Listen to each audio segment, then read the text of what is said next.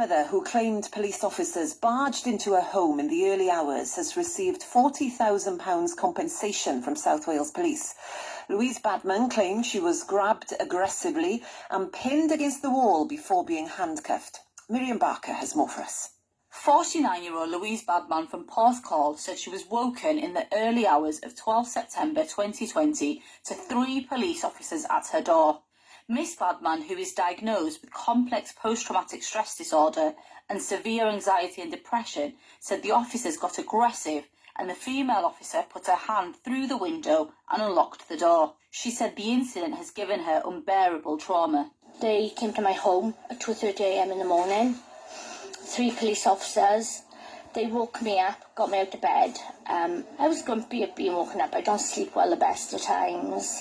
And I went to the window and I spoke to them. And I said, can you come back at a reasonable hour? I don't want to be woken now. I just want to go back to bed. Come back in the morning. And they got very aggressive, very confrontational.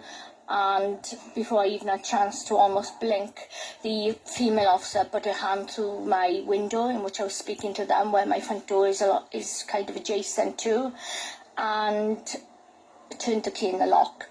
And they opened, the 3 officers barged in. I was just wearing my pyjamas, I didn't even have any footwear on. They barged into my home, grabbed me really aggressively, pinned me up against the wall and cuffed me at the back. My arms were quite high at my back. During this time I was screaming at them, please stop, you're hurting me, please stop.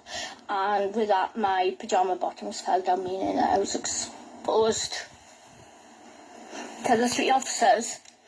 And I was standing there and I made no effort to pull my pyjamas up or preserve my dignity at all. As a victim of child sexual abuse, Miss Badman said this incident took her back to the feeling she felt as a child, of being traumatised and feeling helpless. I wasn't human to South Wales Police, wasn't worthy of respect.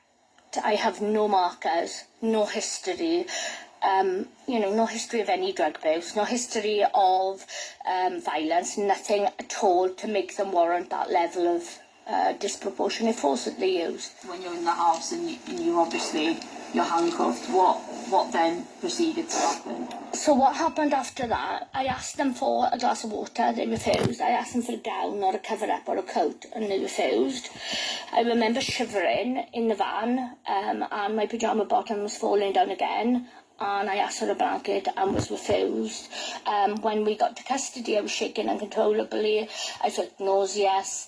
They chucked me in a cell like I was an animal. By that point, I'd started vomiting and I begged them for a medic and they turned the buzzer off. Like I said, all of my human rights were absolutely eroded and it was so undeserved. South Wales Police said it settled a civil claim arising from the arrest of a woman at her home.